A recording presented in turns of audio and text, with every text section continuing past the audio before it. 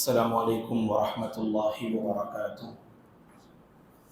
الحمد للہ رب العالمین والعاقبۃ للمتقین والصلاة والسلام علی رسولہ الامین وعلی آلہ وصحبہ اجمعین ومن تبعہ بإحسان الی یوم الدین، اما بعد فاعوذ باللہ من الشیطان الرجیم۔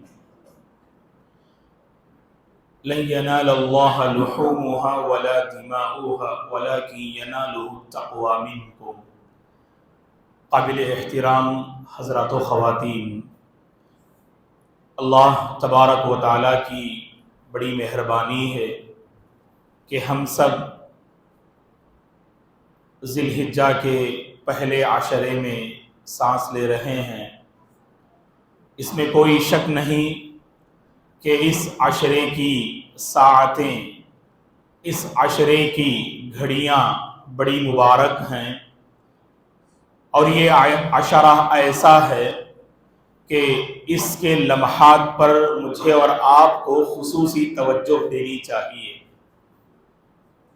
رمضان کا مسئلہ ایسا ہوتا ہے کہ رمضان آنے سے پہلے ہر طرف رمضان کو لے کر ایک دینی سوچ، دینی بیداری ہر مسلمان کے اندر نظر آتی ہے۔ ذی الحجہ کا پہلا عشرہ اس قدر اس عشرے کی فضیلتیں احادیث میں وارد ہیں کہ بہت کم اللہ کے بندے اس عشرے کی صحیح معنوں میں قدر کر پاتے ہیں۔ اسی لیے سب سے پہلے اس عشرے کو لے کر میرے اور آپ کے دل میں حقیقی معنی میں عظمت پیدا ہونی چاہیے۔ اس عظمت کا اظہار قدر سے ہوتا ہے، اور ہر مسلمان کے اندر اس عشرے کو لے کر صحیح معنوں میں قدر ہونی چاہیے۔ تقریباً 72 گھنٹے گزر گئے، اس عشرے میں ہم داخل ہو کر 3 دن ہم سے رخصت ہو گئے، اور چوتھے دن ہم داخل ہو چکے ہیں الحمدللہ۔ اب جائزہ لینا چاہیے ان 72 گھنٹوں کی کیا صحیح معنوں میں ہم نے قدر کی؟ اور اللہ کے نبی نے جو فرمایا صلی اللہ علیہ وسلم نے، ما من ایام العمل الصالح فیہن احب الی اللہ من هذه الايام العشر، قالوا یا رسول اللہ ولا الجہاد فی سبیل اللہ، قال ولا الجہاد فی سبیل اللہ الا رجل خرج بنفسه وماله فلم يرجع من ذلك بشيء۔ گویا کہ یوں سمجھ لیجئے گا کہ سال بھر جتنے اعمال آپ بجا لاتے ہیں انہیں آپ ترازو کے ایک پلڑے میں رکھ دیجئے گا، اور اس عشرے میں جن اعمال کو بجا لاتے ہیں ترازو کے دوسرے پلڑے میں رکھیے گا، ترازو کا وہی پلڑا بھاری ہوگا جو آپ اس عشرے میں جن اعمال کو آپ نے انجام دیا، ترازو کا وہی پلڑا اللہ کے پاس بھاری ہوگا۔ تو اسی لیے میرے اور آپ کی یہ پہلی اور بنیادی ذمہ داری ہے کہ ہم اس عشرے پر خصوصی توجہ دیں۔ سب سے پہلے اپنی ذات کو لے کر جائزہ لینے کی کوشش کریں، کیا ہماری زبان اللہ کے ذکر کو لے کر مصروف ہے؟ کیا ہم اپنے دل کو سنبھالنے میں کامیاب نظر آ رہے ہیں؟ فرائض کے ساتھ سنتوں کی پابندی، سنتوں کے ساتھ نوافل کی پابندی میں میرے اور آپ کا کیا کردار ہے؟ تو ایک ایک عمل کو لیجئے گا اور اپنی ذات کو ترازو میں تولنے کی کوشش کیجئے گا، تب ہمیں اپنی حقیقت کا اندازہ ہوگا دوستو۔ اور اللہ تعالیٰ نے خود قرآن مجید میں اس عشرے کی فضیلت کو اور اہمیت کو واضح کرتے ہوئے اس عشرے پر اللہ نے قسم کھائی ہے، والفجر ولیال عشر۔ جمہور مفسرین کی ایک بڑی تعداد کا یہ کہنا ہے کہ 10 راتوں کی جو اللہ نے یہاں پر قسم کھائی ہے، اس سے مراد یہ ذی الحجہ کا پہلا عشرہ مراد ہے۔ چونکہ حقیقت میں شروعات تاریخ کی ہجری اعتبار سے بعد مغرب ہوا کرتی ہے، اسی لیے اللہ نے وہاں پر راتوں کی قسم کھائی ہے، اور مراد یہ ذی الحجہ کے شروع کے 10 دن مراد ہے۔ اور ابن حجر رحمۃ اللہ علیہ نے بڑی بہترین وضاحت فرمائی کہ اس عشرے کی اس قدر فضیلت اور اہمیت کیوں؟ کیونکہ اللہ تعالیٰ نے اس عشرے میں دین کی بنیادی عبادتوں کو اللہ نے جمع کر دیا۔ اس عشرے میں ہم نماز کا اہتمام کرتے ہیں، روزوں کی پابندی کرتے ہیں، اور حج جیسا ایک عظیم فریضہ حجاج کرام اللہ اکبر بیت اللہ کا رخ کر کے اس عظیم فریضے کو انجام دیتے ہیں۔ اللہ کی راہ میں صدقہ و خیرات کا ایک اہم عمل بھی اس عشرے میں اللہ کے بندے بجا لاتے ہیں۔ تو کئی ایک عبادات کو، اہم اور مرکزی اور بنیادی عبادات کو اللہ نے اس عشرے میں جمع کر دیا ہے۔ 3 دن تو رخصت ہو گئے، اب جتنے دن باقی ہیں دوستو کوشش کیجئے گا کہ ہماری یہ بنیادی ذمہ داری ہے کہ ہم اس عشرے پر خصوصی توجہ دیں۔ اکثر احباب باہر کی دنیا میں بہت مصروف رہتے ہیں، اور اس عشرے کو ہمارے نوجوان جانور وغیرہ کی خریداری میں، نمائش میں بہت سارا وقت وہاں ضائع کر دیتے ہیں۔ اسی لیے ہم آپ سے اپیل کریں گے، جانور کی خریداری ایک مبارک عمل ہے اس عشرے میں، لیکن اپنا وقت بازار میں نہ کھپانا، اپنا وقت لہو و لعب میں نہ گزارنا، اور اپنا وقت بیکار کے کاموں میں ضائع نہ کرنا۔ اور اس عشرے کے لمحات بڑے مبارک ہیں، تو کوشش کیجئے گا اپنی زبان کو جہاں تک ہو سکے اللہ کے ذکر سے مصروف رکھنے کی کوشش کریں۔ ایک بات ہم آپ کو بتا دیں، ایک دینی ماحول ہمیں قائم کرنے کی ضرورت ہے دوستو۔ وہ روایت آپ کے ذہن میں ہوگی، اس روایت کا پیغام ہم آپ کے حوالے کر رہے ہیں۔ مشہور روایت ہے، جمعہ کے خطبوں میں آپ نے خطیب حضرات سے آپ نے سنا ہوگا۔ امام بخاری رحمۃ اللہ علیہ نے الادب المفرد میں اس روایت کو نقل کیا ہے کہ حضرت ابو ہریرہ عبد الرحمن بن صخر الدوسی رضی اللہ عنہ اور عبداللہ بن عمر رضی اللہ عنہما جب اس عشرے میں داخل ہوتے تو بازار چلے جاتے اور بآواز بلند تکبیر کا اہتمام کیا کرتے تھے۔ مشہور روایت ہے، سب جانتے ہیں اس عمل کے پیچھے ایک اہم پیغام ہے دوستو۔ بازار میں ہوتا کیا ہے، سب اپنی دنیا، تجارت اور کاروبار میں مصروف اور مگن رہتے ہیں، تو لہذا انہیں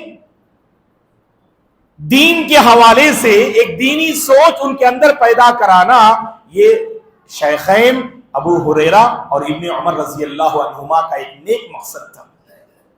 تو دینی ماحول قائم کرنا چاہیے۔ آپ دین کے بڑے پابند ہیں، آپ ذکر و اذکار کا آپ اہتمام کر رہے ہیں، آپ کی زبان الحمدللہ ذکر کو لے کر بڑی مصروف رہتی ہے، یہ کافی نہیں ہے، آپ ماحول بنائیے گا۔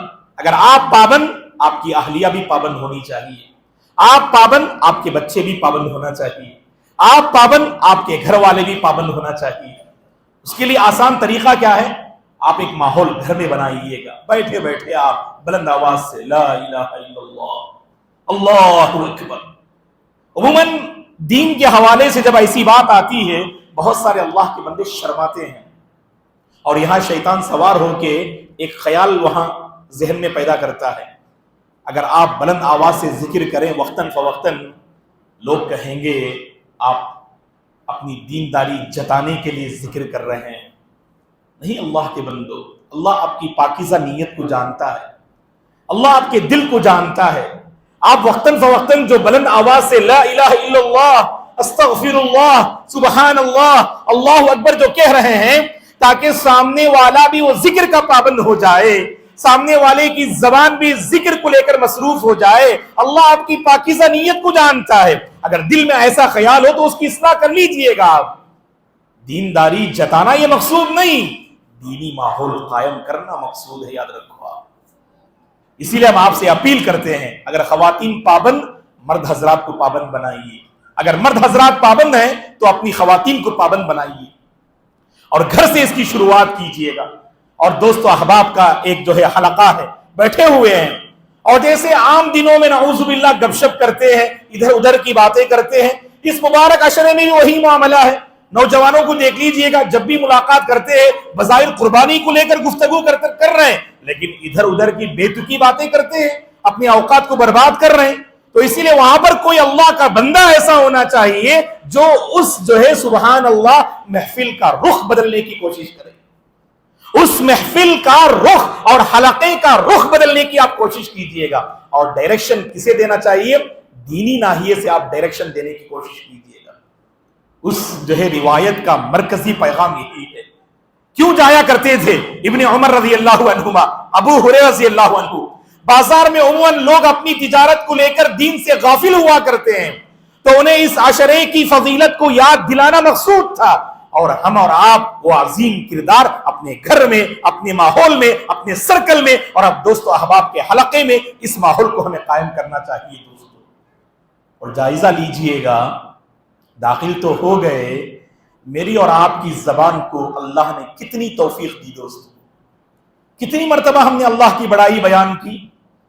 یہ صرف عید کے دن یہ مطلوب نہیں ہے مجھ سے اور آپ سے، بلکہ اس عشرے میں داخل ہونے کے بعد تکبیر، خصوصاً جو ہے تکبیرات کا اللہ کی بڑائی اور اس کی کبریائی زیادہ سے زیادہ بیان کرنا، یہ مجھ سے اور آپ سے مطلوب ہے. اللہ اکبر، اللہ اکبر، اللہ اکبر، لا الہ الا اللہ، اللہ اکبر، اللہ اکبر وللہ الحمد، اللہ اکبر کبیرا والحمد للہ کثیرا وسبحان اللہ بکرۃ واصیلا. بڑے ہلکے پھلکے آسان اذکار ہیں جو زبان پہ جاری رہتے ہیں، بس عملی زندگی میں اسے لانے کی ضرورت ہے.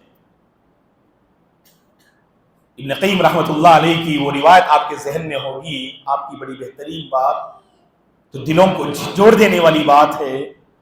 اگر کسی انسان کو اللہ اس دنیا میں سزا دینا چاہے، اللہ اس کی زبان کو ذکر سے روک لیتے ہیں. یاد رکھو آپ، ذکر بڑی آسان عبادت ہے دوستو، بڑی آسان عبادت ہے یہ ذکر. لیکن اگر اس آسان عبادت کی توفیق بھی اگر ہماری زبان کو نہ ملے، سمجھ لینا اللہ کی طرف سے عذاب ہے اور یہ ہمارے گناہوں کا نتیجہ ہے. یہ ہمارے گناہوں کا نتیجہ ہے. اس آسان عمل کی توفیق بھی ہماری زبان کو نہ ملے، اس قدر ہمارے دل تنگ اور سیاہ اور تاریک ہو چکے ہیں دوستو. پہلے دلوں کو پاک و صاف، کتنا بہترین موقع ہے جانتے ہیں آپ؟ اللہ اکبر. اس عشرے میں داخل ہونے کا فائدہ کیا ہے جانتے ہیں آپ؟ یہ موسم اللہ کیوں عطا کرتے؟ موسم خیرات ہے یہ نیکیوں کا موسم بہار ہے یہ. اور ایسے عظیم موسم میں ایک انسان کا دل بدلتا ہے، سنورتا ہے اور نکھرتا ہے. نکھارے کون؟ سوارے کون؟ ہم اور آپ جو ہے اس پر توجہ دیں. اللہ تعالیٰ کی ذات نکھارنے والی ہے. اللہ تعالیٰ اس دل کی بڑی لاج رکھتے ہیں جو صاحب دل اپنے دل کو سنوارنا چاہے. جو صاحب دل اپنے دل کو سنوارنا چاہے، اللہ اس دل پر خصوصی توجہ دیتے ہیں. وہ مشہور روایت ہمارے ذہن میں ہے کہ سارے بندوں کے دل رحمان کی انگلیوں کے درمیان میں، اللہ جدھر چاہے ادھر پھیر دیتے ہیں. تو کیا مطلب ہے اس کا؟ مطلب یہ ہے کہ میرے اور آپ کے دل کی جو حالت ہے اس عشرے میں داخل ہونے کے بعد، اگر ہم نے اپنی کمزوری کو جانا، اپنی کوتاہی کو پہچانا اور اپنی بے دینی کا ہم نے اعتراف کیا، ہاں پروردگار مجھ سے بڑی غفلت و لاپرواہی ہوئی، دینی ناحیے سے میرے اندر بڑی کمزوریاں ہیں، اے پروردگار تو ہی ہے جو ان کمزوریوں کو دور کرنے والا اور اس دل میں حقیقی پرہیزگاری عطا کرنے والا تیری ہی ذات ہے. اللہم آتی نفسی تقواہا وزکیہا وزکیہا انت خیر من زکاہا. بہت ضرورت ہے دوستو آج کہ ہمارے دلوں میں حقیقی پرہیزگاری آ جائے. سارے مسائل حل ہو جائیں گے انشاءاللہ، واللہ سارے مسائل حل ہو جائیں گے اگر ہم نے اپنے دل کو سنوار لیا نا. ہر مسئلے کا حل دل کی اصلاح میں. یاد رکھو آپ، ہماری ذات بھی سنورے گی، گھر کا ماحول بھی بدلے گا، معاشرے کا ماحول بھی بدلے گا اور پوری امت کا حال بدلے گا اگر ہر مسلمان نے اپنے دل پہ اگر توجہ دی. جہاں کہیں کوئی خلل نظر آتا ہے آپ کو، وہ انفرادی معاملہ ہو، اجتماعی مسئلہ ہو، معاشرتی پرابلم ہو، سیاسی معاملہ ہو، کوئی بھی پرابلم آپ لے لیجئے گا، اس پرابلم کے پیچھے کہیں نہ کہیں میرے اور آپ کے دل کا بگاڑ وہاں کار فرما ہوتا ہے. اس بگاڑ کو دور کیجئے گا، ایک پاکیزہ ماحول ہم قائم کر سکتے ہیں دوستو. اور یہ موقع ہے، اسے ہاتھ سے جانے مت. پھر ایک لمبا جو ہے گیپ ہے، ذی الحجہ کے بعد ایسی مبارک گھڑیاں پھر ہمیں رمضان میں نصیب ہوتی ہیں. اللہ کا کرم دیکھو، رمضان سے کیا فارغ ہوئے، کس قدر ایام تیزی سے گزر رہے ہیں. اللہ اکبر. ابھی ہم عید الفطر سے فارغ ہوئے، اگلے ہفتے میں انشاءاللہ عید الاضحیٰ ہم منا چکے ہوں گے. اللہ تعالی ہم سب کی زندگی میں خیر و برکات نازل فرمائے. اللہ تعالی ہم سب کو اپنے حفظ و امان میں رکھے، صحت و عافیت کے ساتھ رکھے، ہر بلا مصیبت فتنے سے اللہ ہم سب کی حفاظت فرمائے۔ عید الاضحیٰ کی خوشیوں سے، برکتوں سے، رحمتوں سے اللہ ہم سب کو مالا مال فرمائے۔ بس ایک ہفتہ باقی ہے، تھوڑا پلٹ کر دیکھیے گا آپ زندگی کس قدر تیزی سے گزر رہی ہے۔ ابھی عید الفطر کی سبحان اللہ مناسبت ہمارے سامنے آئی، اس کی خوشیاں ہم نے منائی، بلکہ بہت سارے اللہ کے بندے جنہوں نے نئے کپڑے خریدے اور پہنے، ابھی ان کپڑوں میں کچھ جو ہے پرانا پن بھی ابھی ظاہر نہیں ہوا، شاید ایک آدھ مرتبہ کہیں پہنا ہوگا۔ ادھر سبحان اللہ عید الاضحیٰ میں ہم داخل ہونے جا رہے ہیں۔ تو دوستو دلوں کی حفاظت کیجئے گا، دینی ماحول قائم کیجئے گا۔ یہ عشرہ جو اللہ نے عطا کیا ہے نا، اس کی فضیلتیں بارہا ہم نے سنی ہے، پریکٹیکل سوچ کے دیکھیں۔ مجھے اپنی زندگی کا جائزہ، آپ کو اپنی زندگی کا جائزہ لینا چاہیے۔ میں نے کہا 72 گھنٹے گزر گئے، 72 گھنٹوں میں ہم نے کیا پایا اور کیا کھویا دوستو؟ کھویا بہت، پایا بہت کم ہم نے۔ بدلاؤ لائیے گا، بدلاؤ کے لیے دلی کا انتظار مت کیجئے گا، مرکز کا انتظار مت کیجئے گا، اپنی ذات سے، اپنے گھر سے اس کی شروعات کیجئے گا، پھر دیکھیے گا عمر آباد میں کیسے ایک دینی ماحول قائم ہوتا ہے۔ اللہ عمر آباد کے شباب اور نوجوانوں کی اللہ حفاظت فرمائے۔ یہ ہماری ذمہ داری ہے، اسے سمجھنا چاہیے۔ یہ ہم اور آپ جو ہے اللہ نے موقع دیا ہے، توفیق دی ہے، اللہ کے گھر میں حاضری کا ہمیں موقع ملا ہے اور اس کے دین کو سمجھنے کی اللہ نے ہمیں توفیق دی ہے، تو میرے اور آپ کی ذمہ داری کیا ہے کہ ہم اپنی ذات پر اور اپنے آس پاس کے ماحول پہ ہم توجہ دیں گے انشاءاللہ، اور ایک ماحول کے بنانے کی کوشش کیجیے گا۔ میں نے کہا نا جھجک ابتدا میں ہوتی ہے، بعد میں جھجک ختم ہو جائے گی انشاءاللہ۔ جیسے ایک گنہگار اللہ ہدایت دے، ایک گنہگار اللہ ہدایت دے، گناہ کرتے ہوئے اس کے اندر ذرہ برابر بھی کوئی جھجک نہیں ہوتی، لوگوں کے سامنے وہ گناہ کرتا ہے۔ ایک زمانہ تھا جب وہ گناہ کے میدان میں قدم رکھا، اس کا دل کانپ رہا تھا، نگاہیں ادھر ادھر ہو رہی تھی، کیونکہ ابھی اس نے گناہ کے میدان میں قدم رکھا۔ اس کے دل کی جو کیفیت ہے، کہیں کسی کی نظر نہ پڑ جائے، اب وہ گناہ میں اس قدر ملوث ہو چکا ہے، گناہ کے دلدل میں اس قدر پھنس چکا ہے، اور شیطان کے جال میں اس قدر وہ پھنس چکا ہے، اب اسے گناہ سمجھ میں نہیں آ رہا ہے۔ وہ احساس گناہ اللہ نے مٹا دیا اس کے دل سے، اب لوگوں کے سامنے گناہ کر رہا ہے، پھر بھی اس کے دل میں ذرہ برابر کوئی فرق نہیں آ رہا ہے۔ دیکھو دوستو، جب ایک برا انسان اپنی برائی میں مگن اور عام کرتے ہوئے اس برائی کو وہ شرم محسوس نہیں کر رہا، ہم تو نیکی کو عام کرنا چاہ رہے ہیں نا۔ اللہ نے جو نیکی مجھے اور آپ کو عطا کی ہے، جس کی توفیق اللہ نے مجھے اور آپ کو دی ہے، کوشش کیجئے گا وہ نیکی عام کیجئے گا، وہ نیکیوں کی روشنی آپ کے گھر میں، آپ کی بیوی میں، آپ کے بچوں میں اور آپ کے گھر کے ایک ایک کونے میں نظر آئے روشنی۔ اس عزم کے ساتھ یہاں سے اٹھیں گے، ہم اس ارادے کے ساتھ ہم اٹھیں گے، نیکیوں کی روشنی، اس روشنی کو خود ہم حاصل کریں گے اور اپنے گھر والوں کو بھی اس روشنی سے ہم منور کریں گے۔ ہم شرمائیے مت، آپ اگر پابند، اپنے گھر والوں کو بھی پابند بنائیے۔ 2-3 الفاظ کہیے بس، آپ کے گھر والے سوچنے پہ مجبور ہو جائیں گے۔ ماضی کو چھوڑیے گا، اللہ سے معافی مانگیے گا۔ اگر گھر والے تانے بھی دیں، ارے اب تک تو آپ بھی برے تھے نا، اب تک تو آپ ہمارا ساتھ دے رہے تھے نا، اب کیا اس برائی کے خلاف آپ کھڑے ہو گئے؟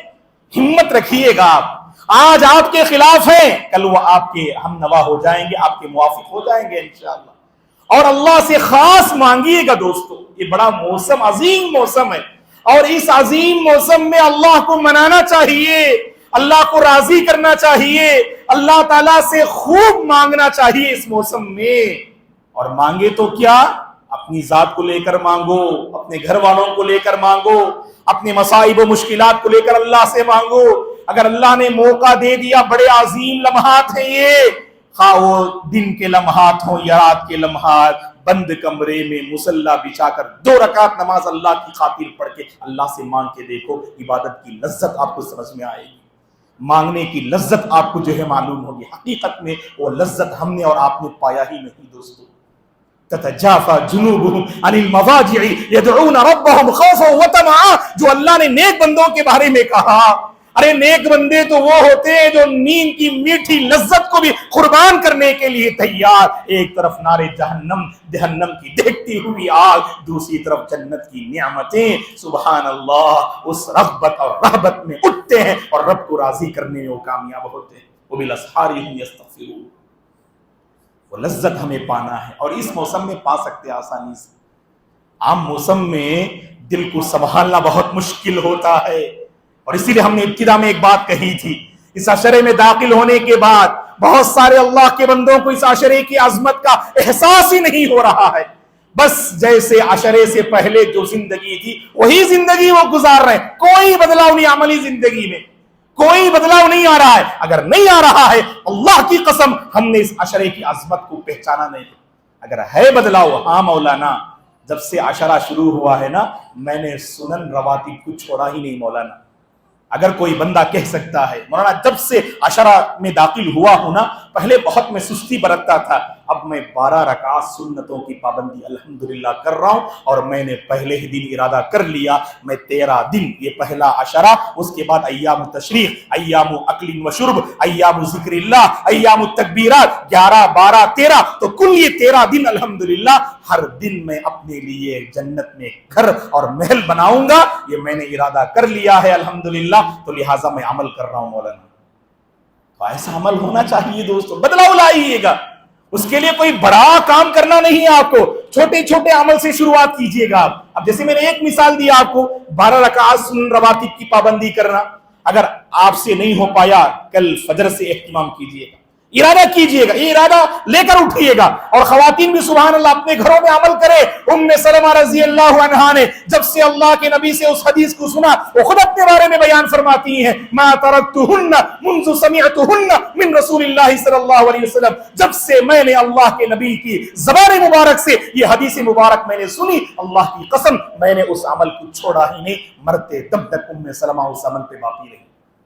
مخصوص ایام کے علاوہ جب بھی الحمدللہ نماز پڑھ سکتی تھی وہ تو باقاعدہ دن میں الحمدللہ 12 رکعات سنن رواتب کی مؤکدہ کی پابندی کرتی تھی. فجر سے پہلے 2، ظہر سے پہلے 4، ظہر کے بعد 2، مغرب کے بعد 2 اور عشاء کے بعد 2. تو دیکھیے گا عمل کا کتنا سنہرا موقع ہے. تو بہرحال دوستو اس عشرے کے سلسلے میں یہ کچھ باتیں رہیں جو ہم نے مناسب سمجھا کہ آپ کے حوالے کریں.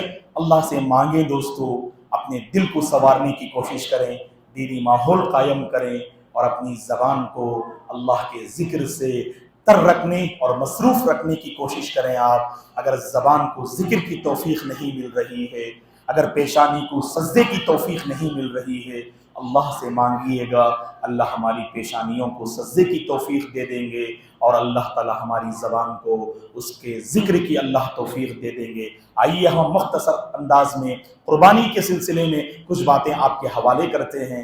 دوستو یہ بات ہم جانتے ہیں اس عشرے میں مسلمان جن عبادات کو بجا لاتے ہیں ان میں بڑی عظیم عبادت جو اللہ کو بہت پسندیدہ ہے وہ قربانی ہے.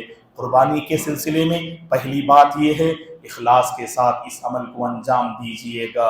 اخلاص کے ساتھ اس عمل کو انجام دیجئے گا. اس عمل میں سب سے اہم جو ہم سے اور آپ سے جو اللہ چاہتے ہیں وہ دلوں کی طہارت ہے، دلوں کی پاکیزگی ہے. اخلاص کے ساتھ انجام دیجئے گا. شروع میں نے آپ کے سامنے سورہ حج کی ایک آیت کریمہ کا حصہ اس کی میں نے آپ کے سامنے تلاوت کی. اللہ اس آیت میں واضح انداز میں فرماتے ہیں اللہ کے پاس نہ جانوروں کا گوشت پہنچتا ہے نہ اس کا خون پہنچتا ہے، اگر پہنچتا ہے تمہارے دلوں کا تقوی، تمہارے دلوں کی پرہیزگاری اللہ کے پاس پہنچتی ہے. اسی لیے اللہ کو راضی کرنے کے لیے اس عمل کو انجام دیجئے گا. ہم ان احباب سے کہیں گے جو اس عمل کو دکھاوے کے لیے کرتے ہیں، نمائش کے لیے کرتے ہیں. آپ دیکھ لیجئے گا پچھلے چند سالوں سے یہ عمل بڑی تیزی سے پھیل رہا ہے. جانوروں کی نمائش کرنا، ایک بڑے مہنگے جانور کو خریدنا اور پوری گلیوں پر سے اس کو گزارنا اور تمام لوگ جو ہے اس کو دیکھنا، تصویریں لینا، عجیب ایک ماحول ہوتا ہے. اور باقاعدہ لوگ فخر سے کہتے ہیں اس جانور کو میں نے 2.5 لاکھ میں خریدا، 3 لاکھ میں خریدا، 1.5 لاکھ میں خریدا. اللہ تعالیٰ اعمال میں خلوص پیدا فرمائے، للہیت اللہ پیدا فرمائے. دوستو یاد رکھیں بڑی عظیم نیکی ہے، بڑی عظیم نیکی ہے یہ، ریاکاری کے ذریعے اس عمل کو ضائع مت کیجئے گا، خلوص کے ساتھ اخلاص کے ساتھ انجام دیجئے گا۔ جانور خرید رہے ہیں آپ، دل میں ایسا ارادہ بن رہا ہے، ارادہ بننا غلط نہیں ہے، اس کو باقی رکھنا غلط ہے۔ اگر جانور خریدتے ہوئے اگر یہ نیت پیدا ہو رہی ہے لوگ میری تعریف کریں گے، آپ فوری طور پر اپنی نیت کو خالص کر لیجئے گا، نہیں ہے پروردگار میں یہ عمل صرف تجھے راضی کرنے کے لیے انجام دے رہا ہوں، تو لہٰذا اخلاص کے ساتھ اس عمل کو انجام دیجئے گا۔ دوسرا پیغام یہ ہے دوستو، یہ بڑی عظیم عبادت ہے، اللہ کو اس جو ہے عید الاضحیٰ کے دن جو عبادات آپ بجا لائیں گے ان میں سب سے بھاری اور عظیم عبادت یہی قربانی ہے۔ اللہ نے اگر آپ کو طاقت دی ہے تو آپ عمدہ سے عمدہ جانور خریدیے گا اور اللہ کی راہ میں ذبح کیجئے گا، تو لہٰذا عمدہ جانور خریدنا چاہیے۔ اللہ نے آپ کو دیا ہے، قربانی کے سلسلے میں آپ بخیلی سے کنجوسی سے کام مت لیجئے گا، اچھا جانور آپ خرید لیجئے گا۔ اللہ کے نبی نے واضح انداز میں فرمایا ہے وہ جانور آپ ذبح نہیں کریں گے کہ جس کی بیماری بہت واضح ہو، جو بہت کمزور ہے اور جس کی کمزوری واضح ہو، جو لنگڑا ہے اور جس کا لنگڑا پن بہت واضح ہے، جو جانور کے کانا ہے اور اس کا کانا پن بہت واضح ہے، یعنی ایسا جانور آپ ذبح مت کیجئے گا جس کا عیب بہت واضح ہے۔ میں آپ سے اپیل کروں گا، خاص کر جو جانور خریدتے ہیں، اگر آپ خریدتے ہیں اگر اس میں کوئی عیب بظاہر نظر آ رہا ہے علماء سے رجوع کیجئے گا، فاسألوا اہل الذکر ان کنتم لا تعلمون کے تحت اگر وہ عیب آپ کو سمجھ میں نہیں آ رہا ہے علماء سے آپ جو رجوع کیجئے اور فوٹو اور تصویر بھیجئے گا اور پوچھ لیجئے گا کیا مولانا یہ جانور ہم ذبح کر سکتے نہیں کر سکتے، سینگ میں یہ مسئلہ ہے، پیر میں یہ مسئلہ ہے، پیٹ میں یہ مسئلہ ہے، ہلکا سا تھوڑا سا زخم وہاں نظر آ رہا ہے، ایسی صورت میں کیا ہم جو ہے اس جانور کو ذبح کر سکتے نہیں کر سکتے۔ علماء سے رجوع کرنے کے بعد اگر وہ آپ کو سرٹیفکیٹ دیتے ہیں ہاں یہ ہلکا عیب ہے کوئی مسئلہ نہیں، تب اس کے بعد آپ آگے بڑھیے گا، عمدہ جانور کو آپ خرید لیجیے گا، اور جو اصول اور شرائط بتائے گئے ہیں ان کا ہمیں لحاظ رکھنا چاہیے، جیسے جانور کی عمر کے بارے میں ہمیں خاص خیال رکھنا چاہیے، بکری کے اور بکرے کے بارے میں کہا گیا 1 سال مکمل ہونا چاہیے، بیل اور گائے کے بارے میں کہا گیا 2 سال مکمل ہونا چاہیے، اونٹ کے بارے میں کہا گیا کہ 5 سال مکمل ہونا چاہیے۔ ہندوستانی احالات کو سامنے رکھتے ہوئے اگر گائے کے بدلے میں اگر آپ بیل کی قربانی دیتے ہیں تو بہت مناسب نظر آتا ہے، اور گائے میں بہت سارے لوگ دھوکہ بھی دیتے ہیں کہ یعنی اس کے پیٹ میں بچہ ہوتا ہے اور لوگ کہتے ہیں کہ بس ابھی 2 دانت اس کے نکل آئے ہیں، اس کے گرے ہیں اور بہت تازہ جانور ہے، جبکہ بہت تازہ اور موٹا نظر آتا ہے، وہ گائے بہت موٹی نظر آتی ہے اور اس کے بعد ذبح کرنے کے بعد دیکھیں تو اچھا خاصا بچہ اس کے پیٹ میں مرا ہوا نظر آتا ہے۔ تو حالات کو سامنے رکھتے ہوئے جب اللہ تعالیٰ نے ہمیں رخصت دی ہے کہ جانوروں کے جنس میں آپ گائے کے بدلے بیل کی بھی قربانی اگر دے سکتے ہیں تو بیل کی قربانی دینا بہت مناسب لگتا ہے، حالات کو سامنے رکھتے ہوئے۔ بہرحال عمر کا آپ خاص لحاظ رکھیں، 2 سال گائے ہو کے یا بیل اس کی عمر 2 سال مکمل ہونی چاہیے، اس کا آپ لحاظ رکھیں۔ اور اسی طرح سے قربانی کے جانور میں ہمیں اس کا خصوصی طور پر یعنی اس کا حکم دیا گیا جب آپ اسے ذبح کرتے ہیں ایک جانور کو دوسرے جانور کے سامنے آپ ذبح نہ کریں، اور جب اسے باندھ کے ذبح کرتے ہیں ذبح کرنے کے فوری بعد اس کی رسیاں آپ کھول دیں تاکہ اس کی روح جب قبض ہوگی جب اس کی جان جائے گی اسے گھٹن محسوس نہ ہو۔ کتنا پیارا دین ہے ہمارا، اللہ کے نبی نے فرمایا وَلْيُحِدَّ أَحَدُكُمْ شَفْرَةً فَلْيُرِحْ ذَبِيحَتَهُ، اگر کوئی اپنے جانور کو ذبح کرنا چاہتا ہے چھری تیز کر لینی چاہیے، اگر چھری تیز نہ ہو اگر آپ جو ہے اس کی گردن پر رگڑتے رہیں تو اسے بڑی تکلیف ہوگی اور گھٹن ہوگی، اسی لیے اللہ کے نبی نے فرمایا چھری اچھی طرح سے تیز کر لینا چاہیے، اور ذبح کے فوری بعد آپ اس کے پیروں کی رسیاں کھول دے تاکہ وہ زمین پر اپنے پیروں کو پٹکتے ہوئے اس کی روح آسانی سے قبض ہو جائے۔ یہاں پر میں عورتوں سے گزارش کروں گا اگر آپ گھر کے اندر جانور کو ذبح کرتے ہیں تو ذبح کرنا بہت مناسب ہے گھر کے اندر، اگر آپ کے پاس گھر میں انتظام ہے جگہ ہے تو یہاں پر خواتین کہتی ہیں کہ دیواریں گندی نہ ہو جائے، خون کے چھینٹے دیواروں پہ نہ پڑ جائے، اسی لیے کہتے ہیں 10 منٹ تک اچھی طرح کس کے اسے باندھ کے رکھو، وہ گھٹن میں صحیح لیکن اس کی روح ایسی ہی قبض ہو، ایسا نہیں کرنا چاہیے۔ اگر دیوار گندی بھی ہو جائے بعد میں اسے ہم صاف کر لے سکتے ہیں، تو لہٰذا رسیاں فوراً کھول دیں، اسے زیادہ تکلیف نہ دیں۔ اور ایک اہم بات دوستو، پاکی صفائی کا خاص خیال رکھیں، पाकी सफाई का खास ख्याल रखें, पाकी सफाई के सिलसिले में बेएहतियाती ना बरतें, क्योंकि उस मौके पर मुझे और आपको अपने इस्लाम की वो पाकीज़ा तालीम लोगों के सामने पेश करना है। बाज़ गलियों का हाल तो बहुत बुरा नजर आता है कि बकरे ईद के बाद, ईद उल अज़हा के बाद 3-4 दिन गुजर जाते, अजीब हाल होता है, गंदगियां यूं ही बाहर पड़ी रहती हैं और घर वाले, मोहल्ले वाले एक दूसरे पर जो है यानी उस मामले को डाल देते हैं। वो कारपोरेशन वालों को कॉल करके बताएं, हम क्यों बताएं, उन्होंने ज़बा किया है और हमने बस एक जानवर ज़बा किया है, उन्होंने 2 जानवर ज़बा किए हैं। सब एक दूसरे पर जो है मामला डालकर गंदगी यूं ही बाहर पड़ी रहती है और नतीजे में वहां पर कीड़े जन्म लेते हैं, अजीब बीमारियां भी वहां पैदा हो सकती हैं। इस्लाम बड़ा पाकीज़ा दीन है दोस्तों, पाकी सफाई की तालीम देता है। आपकी ये जिम्मेदारी है, आपके घर के सामने अगर कोई गंदगी है, जानवर की वो गंदगी पड़ी है, पहली फुर्सत में जेब से आप 100-200 रुपए खर्च भी अगर करना पड़े कीजिएगा अल्लाह की खातिर। आपके पड़ोसी अगर खर्च नहीं कर रहे हैं, आप उनकी खातिर खर्च कीजिएगा, अल्लाह आपको जरूर बरकत देंगे। आप जो है मुआशरे से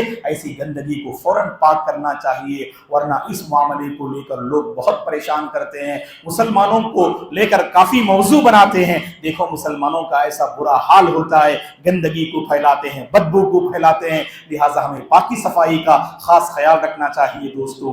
और इसी तरह से जानवर को जब हम यानी खरीदते हैं तो खूब कोशिश करें उसको अच्छा खिलाएं और उसको मोटा बनाएं, फरबा बनाएं, क्योंकि अल्लाह की राह में आप उसे ज़बह कर रहे हैं तो पूरी खुशदिली से उसकी हमको देखभाल करनी चाहिए। तो मजीद कुछ बातें हैं वो कहकर मैं अपनी गुफ्तगू खत्म कर लूंगा। अगर आपके पास कोई इश्काल और सवाल है तो आप कर सकते हैं। उमूमन ये कुर्बानी के मौसम में सवाल किया जाता है, क्या मरहूम की तरफ से हम कुर्बानी दे सकते हैं कि या नहीं। इस सिलसिले में थोड़ी वजाहत है दोस्तों।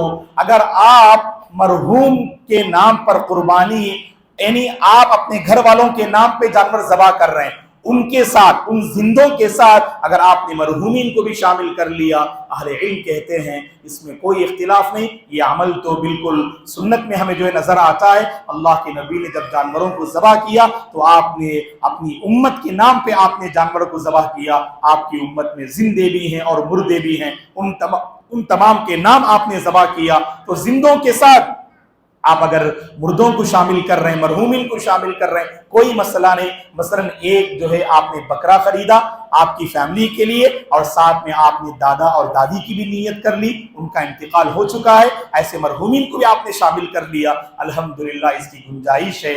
और दूसरी सूरत यह है मरहूमिन के नाम पर ज़बह करने की, बाकायदा मरहूम वसीयत करके इंतकाल कर गए हों, यानी इंतकाल से पहले अगर मरहूम ने अगर वसीयत की है कि मेरे इंतकाल के बाद आने वाली ईद में मेरे पैसे से तुम जो है जानवर खरीद कर जो है मेरे नाम पर ज़बह करना, तो उस मरहूम की वसीयत को मुकम्मल करना जरूरी है।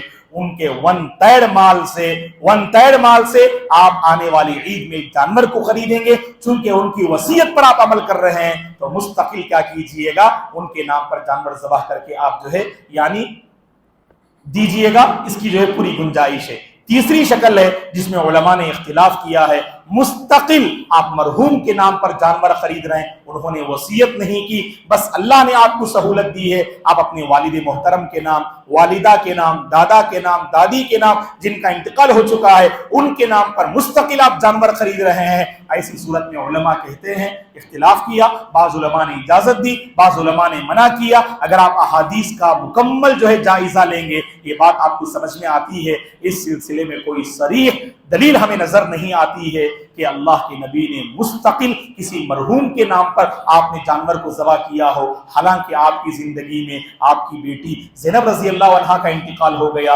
रुक़ैया रज़ी अल्लाह अन्हा का इंतकाल हो गया, उम्मे कुलसूम रज़ी अल्लाह अन्हा का इंतकाल हो गया, चचा हमजा रज़ी अल्लाह अन्हु का इंतकाल हो गया। कहीं ये साबित नहीं है अल्लाह के नबी ने मुस्तकिल एक जानवर को खरीदा हो, इन रिश्तेदारों के नाम आपने ज़बह किया हो, इसकी हमें दलील नहीं मिलती है। बेहतर है आप अपने साथ मरहूमिन को भी शामिल कर लीजिएगा, इख्तिलाफ से बचने के लिए आपका दिल भी मुतमईन हो जाएगा और मरहूम को भी इंशाअल्लाह उसका सवाब पहुंच जाएगा। तो बहरहाल ये जानवर के हवाले से एक और बात है, एक गलत फहमी लोगों में पाई जाती है कि मसलन गाय के अगर 7 हिस्से हैं تو 7 افراد شریک ہو سکتے ہیں، یہ سمجھتے ہیں 7 افراد نہیں اللہ کے بندو، 7 فیملی شریک ہو سکتی ہے ایک گائے میں، ایک بکرے میں ایک پوری فیملی، ایک پورے گھر والے شریک ہو سکتے ہیں۔ تو اسی طرح سے گائے میں 7 افراد نہیں 7 فیملی شریک ہو سکتی ہے، ایک حصہ ایک فیملی کے لیے۔ فیملی کا مطلب کیا ہے؟ آپ ہیں، آپ کی بیوی ہیں، آپ کے بچے ہیں، اگر ماں باپ بھی اگر آپ ہی کے ساتھ رہتے ہیں، اگر باپ نہیں کما رہے ہیں تو آپ ان کو بھی شامل کر لیجئے گا، یہ پوری آپ کی فیملی ہے۔ تو پوری فیملی کے لیے ایک بکرا ہے، پوری فیملی کے لیے گائے کا ایک حصہ ہے۔ قربانی بہت آسان ہے، لوگ خامخواہ تنگ کرتے ہیں کہ آپ باقاعدہ پوری ایک گائے خریدیے، پورا ایک جانور خریدیے، ایسا نہیں ہے۔ اگر آپ جو ہے سبحان اللہ صرف ایک حصہ بھی اگر آپ خرید لیں آپ کی قربانی ہو گئی۔ تو لہٰذا اس کا آپ لحاظ رکھیں کہ ایک بکرے میں پوری ایک فیملی شریک ہو سکتی ہے، اور اسی طرح سے گائے کے 7 حصے ہیں، ہر حصے میں ایک پوری فیملی شریک ہو سکتی ہے۔ اور یہاں پر ایک اور سوال لوگ کرتے ہیں، کیا مولانا قرض لے کر قربانی دے سکتے ہیں کیا؟ قرض لے کر قربانی دے سکتے ہیں کیا؟ اس میں ہاں یا نہ میں جواب نہیں ہے، تھوڑا سنیے غور سے۔ قرض لے کر قربانی دے سکتے ہیں ایک کنڈیشن کے ساتھ۔ کیا شرط ہے وہ؟ آپ قربانی کے بعد اس قرض کو ادا کرنے کی طاقت رکھتے ہوں تب۔ پہلے سے قرضہ کا بوجھ ہے آپ پر، اب خواہ لوگوں کے سامنے میرا امیج کیا ہوگا، 50,000 قرضہ میں لے کر جانور خرید کے ذبح کر رہے ہیں آپ، اچھی طرح سے معلوم آپ کی حالت، اللہ سلامت رکھے آپ کو، ہر پریشانی سے اللہ آپ کو محفوظ رکھے، حالت ایسی ہے آپ قرضہ ادا کر ہی نہیں سکتے ہیں فی الوقت، آپ کی حالت ایسی ہے، آپ ہرگز قرض لے کر جانور ذبح مت کیجیے۔ آپ حالت جانتے نا، آپ قرضہ لیں گے تو اور بوجھ بڑھ جائے گا، اور آپ کی حالت ایسی نہیں کہ ادا بھی کر سکتے ہو، آپ ہرگز قرض لے کر ذبح نہیں کریں گے، آپ یعنی قربانی نہیں دیں گے آپ۔ ہاں آپ کو یقین ہے ماشاءاللہ کہ اگلے مہینے پیسے کا مسئلہ حل ہو جائے گا، ایک زمین کا مسئلہ حل ہو جائے گا، پیسے آپ کے پاس آ جائیں گے۔ اب آپ جو ہے عید الاضحیٰ اس کا وقت متعین ہے، اب پیسے آپ کو جون کے آخر میں آئیں گے، جولائی میں پیسے آ جائیں گے، پورا یقین ہے، تب آپ قرض میں جو ہے پیسے لے کر پیسے لیجئے گا اور جانور خرید کر ذبح کیجئے گا، کوئی مسئلہ نہیں۔ تو یہاں وضاحت کے ساتھ ہے، اگر آپ کو یقین ہے کہ پیسے کہیں سے نہیں آ سکتے ہیں، خامخواہ جو ہے اپنا بوجھ مت بڑھائیے گا، اللہ نے یہاں پر رخصت دی، آپ چھوڑ دیجئے گا، آپ تو جو ہے سبحان اللہ قربانی دینے کی طاقت رکھنے والوں میں سے نہیں ہیں، تو خامخواہ قرض کا بوجھ مت بڑھائیے گا آپ، ٹھیک ہے نا؟ تو اسے آپ ذہن میں رکھیں۔ اور یہاں اللہ ان کو ہدایت دے، یہاں اللہ ان کو ہدایت دے، قرض سود میں لیتے ہیں بعض لوگ، اللہ ہدایت دے، قرض سود میں لے کر یہاں جانور ذبح کر رہے ہیں، ایک طرف جو ہے غلطی کر رہے ہیں، انٹرسٹ پہ معاملہ نہیں کرنا چاہیے، آپ سود پہ معاملہ نہیں کرنا چاہیے، اللہ پاک ہے، اللہ کے بندو ان اللہ طیب لا یقبل الا طیبا، اللہ پاک ہے صرف پاکی کو پسند کرتے ہیں، اللہ کو گندا مال نہیں چاہیے، گندے مال سے آپ قربانی مت کیجئے گا۔ آپ جیسا کہ اللہ کے بندے غلط طریقے سے مال کماتے ہیں، لاکھوں روپے کروڑوں روپے دوسروں کا مال ہڑپ کر جو ہے نعوذ باللہ اللہ کی راہ میں 10 جانور ذبح کر رہے ہیں، اللہ کی قسم اللہ ہرگز اس قربانی کو قبول نہیں کرے گا۔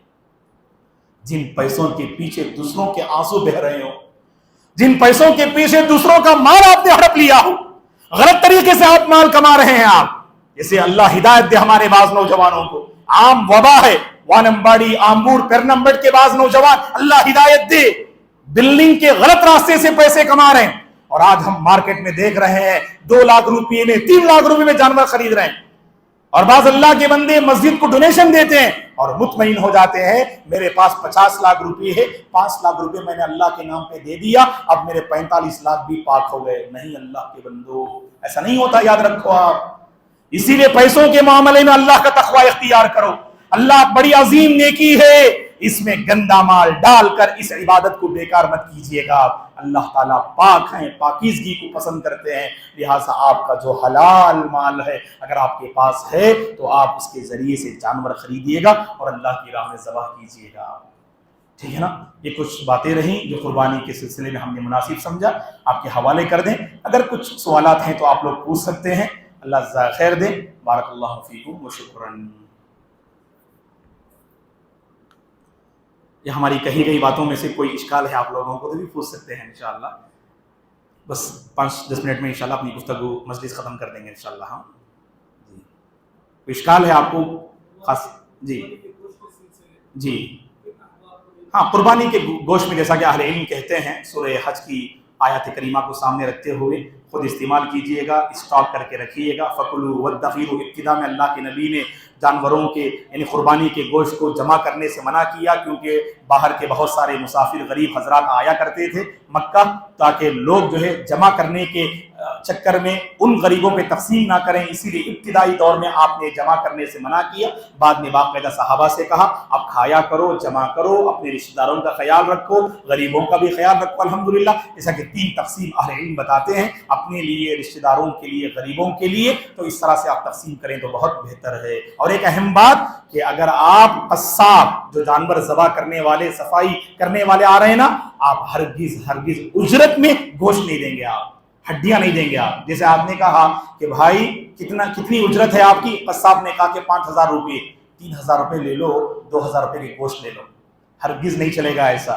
कस्साब को उजरत आप गोश्त में नहीं देंगे, आप उसको यानी उस जानवर की खाल नहीं देंगे, आप उस जानवर की सींग नहीं देंगे आप उजरत में। ठीक है ना, समझ में आ रही बात कि आपको अलग से उजरत देनी है। ये जो कुर्बानी का गोश्त है आप तोहफे में दीजिएगा, बेचारे ने बहुत मेहनत की, आप उजरत देने के बाद लीजिए भाई, आप उसे दीजिएगा गोश्त, कोई मसला नहीं, लेकिन उजरत में आप गोश्त को शामिल नहीं करेंगे। आप इसका लिहाज रखें आप। बारकल्लाहु फीकुम जी। तो शुरुआत तो अल्हम्दुलिल्लाह पहले दिन कुर्बानी दीजिएगा, क्योंकि हमारे पास कस्साब वगैरह नहीं मिलते हैं पहले दिन, कई मसाइल होते हैं। अल्हम्दुलिल्लाह अय्याम तशरीक तक आप दे सकते हैं, 11, 12 और 13 की शाम तक अल्हम्दुलिल्लाह आप कुर्बानी दे सकते हैं। आप राजिह कौल के मुताबिक 13 की शाम तक आप दे सकते हैं इंशाअल्लाह। और तकबीर के हवाले से ये पूरे आशरे में तकबीर मतलूब है, जो खुसूसी तौर पर जिसे उलमा अपनी ज़बान में तकबीर मुतलक और मुक़य्यद कहते हैं, तो तकबीर मुक़य्यद है जो हर फर्ज नमाज के बाद है, जो हर मुसलमान और हर नमाजी से मतलूब है, वो आरफे के दिन की फजर से अय्याम तशरीक की असर तक जो है उसका खुसूसी तौर पर एहतिमाम होना चाहिए जी। बकिया बातें तो आगे ना इमाम साहब इंशाअल्लाह, ठीक है, जज़ाकुमुल्लाह खैर। अगर बहरहाल कुर्बानी जानवर आप खरीदते हैं, आप ज़बाह करें तो बहुत बेहतर है, मुस्तहब है, लेकिन आप ज़बाह करना नहीं जानते हैं, कुछ किसी को डर रहता है, तो किसी के हवाले कर सकते हैं, बस आपने नीयत कर ली तो काफ़ी है। नाम लेना उलमा ने मुस्तहब कहा, नाम लेना मुस्तहब का मतलब आपकी पूरी फैमिली का नाम भी आप ले सकते हैं, बिस्मिल्लाहि अल्लाहु अकबर कहकर, अल्लाहुम्मा तक़ब्बल मिन्नी व मिन फुलान कहकर जो है आप जो है सबके नाम भी ले सकते हैं इंशाअल्लाह। अगर नाम लिए बगैर सिर्फ दिल में नियत कर लें तो भी काफ़ी है, वहाँ नाम लेने की जरूरत है। बिस्मिल्लाह अल्लाहु अकबर कहकर आप ज़बाह कर दीजिए, काफ़ी है इंशाअल्लाह।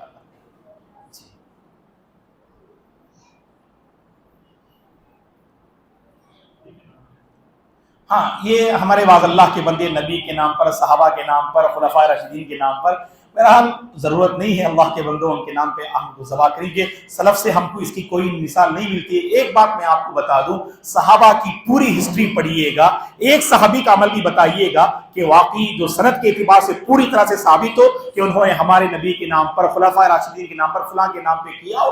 ये सब मुनासिब नहीं है कि है कि नहीं, जैसा कि लोग जाते हैं उम्रे पे तो वहां पर बाकायदा हमारे नबी के नाम पे उम्रा करते, सहाबा के नाम पे उम्रा करते, माया आयशा रज़ियल्लाहु अन्हा के नाम पे उम्रा करते। वो लोग नेकियों के मोहताज नहीं, हमारी नेकियों के सही माने में हमारे नबी की पैरवी करनी चाहिए, आपकी एक एक सुन्नत को दिलो जान से अपनाना चाहिए। इस मौके पर खासकर हम हुज्जाज के हक में दुआ करते हैं, अल्लाह ताला इस साल जो सफ़र हज पे निकले हैं, अल्लाह ताला हर कदम उनकी हिफाजत फरमाए, अल्लाह उनके हज को हज मबरूर बना दे, अल्लाह ताला सफ़र व हज़र में उनकी हिफाजत फरमाए, अल्लाह ताला हर शर से उन्हें महफूज रखे, अल्लाह उन्हें अपनी हिफ्ज़ व अमान में रखे, अल्लाह ताला वहाँ की तमाम सआदतों से, रहमतों से अल्लाह उन्हें माला माल फरमाए, अल्लाह सही सालिम उन्हें अपना वतन वापस कर दे, और जो हज करने से रह गए हैं आने वाले सालों में अल्लाह ताला हमें हरमैन शरीफैन की ज़ियारत नसीब फरमाए, हज की साथ अल्लाह में नसीब फरमाए।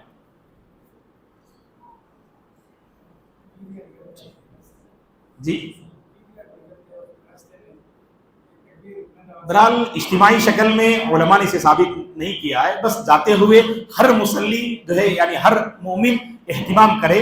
अगर जाते हुए अल्हम्दुलिल्लाह सब बुलंद आवाज से तकबीर का एहतिमाम कर रहे हैं, सबकी आवाज टकरा कर एक आवाज हो जा रही, कोई मसला नहीं, बाकायदा कोई सामने खड़े होकर बुलंद आवाज से कह रहा है, पीछे उसके बाद सब कह रहे हैं, इस अमल से परहेज करें। ये अमल सलफ से साबित नहीं है।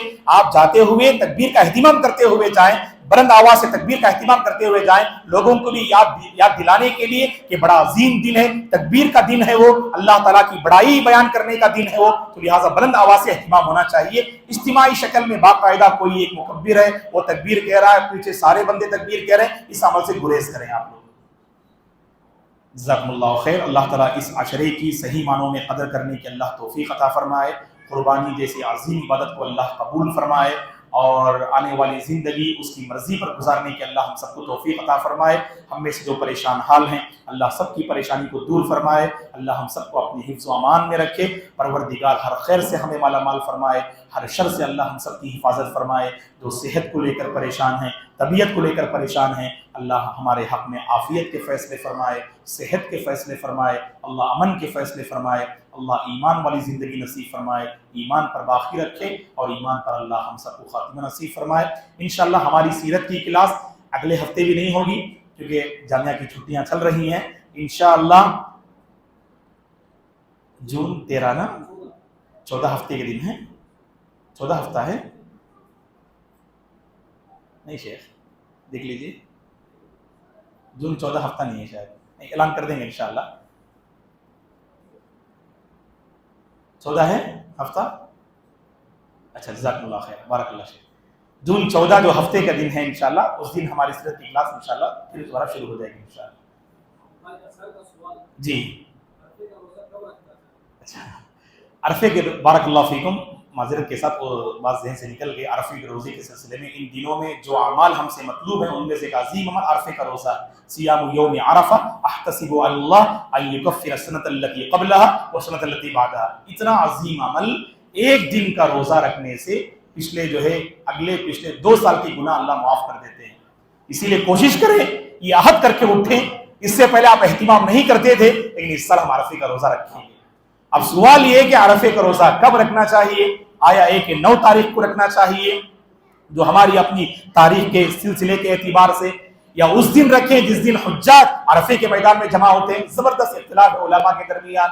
بہرحال اس میں دیکھیے گا اللہ کے نبی نے عرفے کا دن فرمایا، اور عرفے کا دن وہ ہے جس دن حجاج عرفے کے میدان میں جمع ہوتے ہیں، تو لہٰذا اگر آپ جمعرات کو رکھتے ہیں تو اس کی گنجائش ہے، نہیں جیسا کہ بعض علماء کا جو اجتہاد ہے عرفے کے دن سے مراد اصل 9 تاریخ ہے کیونکہ جمعہ کے دن پڑ رہا ہے، اگر آپ اس دن رکھنا چاہیں تو اس دن کی بھی گنجائش ہے۔ اب بعض لوگ سوال کرتے ہیں کیا مولانا 2 دن بھی رکھ سکتے ہیں کیا؟ تو 1 سے لے کر 9 تاریخ تک روزہ رکھنے کی جو روایت ہے ابو داؤد کی، گرچہ اس روایت میں بعض علماء نے کلام کیا ہے لیکن رکھ سکتے ہیں آپ، تو اس اعتبار سے ایک دن آپ کی نیت عرفے کی ہوگی، ایک دن آپ کی نفل کی ہوگی، 2 بھی عرفے کی نیت نہیں کر سکتے آپ پوری وضاحت کے ساتھ۔ اب جیسے بعض لوگ جو ہے جمعرات کے دن بھی عرفہ مولانا اور جمعہ کے دن بھی عرفہ، اب اللہ کو اختیار چوائس مت دیجیے، آپ کو جس قول پہ اطمینان ہے اسے اختیار کیجیے۔ جب سارے حجاج جمع ہو رہے ہیں عرفے کے دن، الحمدللہ مولانا وہ گھڑیاں ہمیں مل رہی ہیں، ہم روزے کی حالت میں رہیں گے، رہیے گا جمعرات کے دن، جمعہ کے دن بغیر روزے کی بھی رہیے گا۔ ایسا نہیں کہ عرفے کا روزہ فارغ ہونے کے فوری بعد عید منانا ہے، ایسا نہیں ہے۔ صحیح مسلم کی روایت کے مطابق عید کا دن وہ ہے جس دن سارے لوگ عید منائیں، تو ہماری بستی میں جب سارے لوگ ہفتے کے دن عید منائیں گے تب ہم عید منائیں گے۔ اگر آپ کا دل مطمئن ہے جمعرات کو لے کر رکھ دیجیے گا انشاءاللہ۔ نہیں آپ کو وہ بات زیادہ سمجھ میں آ رہی ہے کہ جمعہ کے دن کا روزہ 9 تاریخ کا روزہ ہے، عرفے کا روزہ اس دن رکھیے انشاءاللہ۔ تو بہرحال آپ اپنے دونوں میں نے وضاحت کر دی آپ کے سامنے، آپ اپنے دل سے پوچھئے گا جس بات میں آپ کو زیادہ اطمینان ہے اس دن رکھیے گا۔ 9 دن رکھ سکتے ہیں، 10ویں دن تو نہیں رکھیں گے، ہاں 9 دن۔ وہی ابو داؤد کی ایک حدیث ہے، اس روایت میں بعض علماء نے کلام کیا ہے کہ شروع کے 9 دن بھی روزہ رکھنے کی جو ہے بات آتی ہے، وہ نفل روزے ہوں گے انشاءاللہ، رکھ سکتے ہیں۔ جزاکم اللہ خیر، بارک اللہ فیکم، سبحانک اللہم و بحمدک، اشہد ان لا الہ الا انت، استغفرک و اتوب الیک۔